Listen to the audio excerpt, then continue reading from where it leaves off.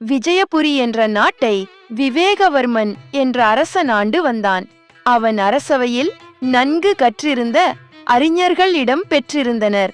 அரசன் ஒரு நாள் அந்த அறிஞர்களை பார்த்து, அறிஞர் பெருமக்களே, வாழ்க்கையில் மிகவும் மதிப்பு வாய்ந்த பொருள் எது என்று கேட்டான்.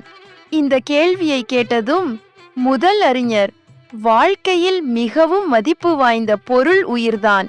உயிரில்லை என்றால் நம் வாழ்க்கையில் ஒன்றும் அனுபவிக்க முடியாது என்றான். இரண்டாவது அறிஞர், மன்னா, வாழ்க்கையில் மிகவும் மதிப்பு வாய்ந்தது அறிவுதான்.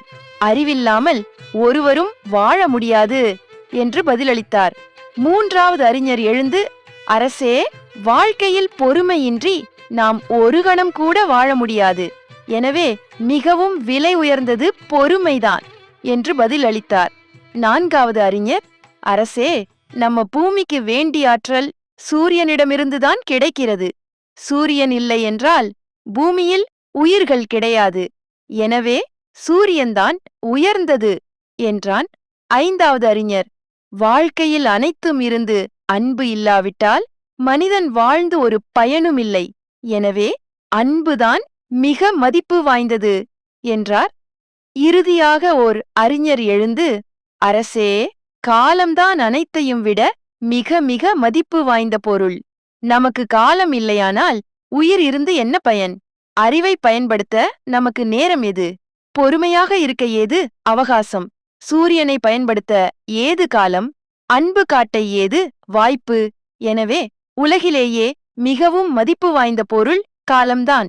ஆகவே அதனை வீணாக்காமல் நம்முடைய ஆக்கப் பணிகளுக்கு எந்தெந்த வகையிலெல்லாம் அதனை பயன்படுத்திக் கொள்ள முடியுமோ அந்தந்த வகையிலெல்லாம் பயன்படுத்திக் கொள்ள வேண்டும் என்றார்.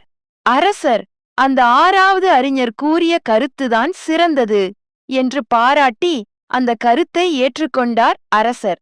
காலத்தின் அருமையை குறித்து மிகவும் அழகாக விளக்கிய ஆறாவது அறிஞருக்கு அவர் மனம் விரும்பும் வகையில் எண்ணற்ற பரிசுகளை கொடுத்து பாராட்டினார். அது மட்டுமல்ல, அவரை தனது அமைச்சராக நியமித்து கௌரவப்படுத்தினார். மற்ற 5 அறிஞர்களும் அரசரின் செயல்களையும் பாராட்டினார். நீதி: காலம்தான் இவ்வுலகிலே விலை மதிக்க முடியாத பொருள். காலத்தை தவறவிட்டவர்கள் வாழ்க்கையில் முன்னேற முடியாது. எனவே இளமையிலே நன்கு கற்க வேண்டும்.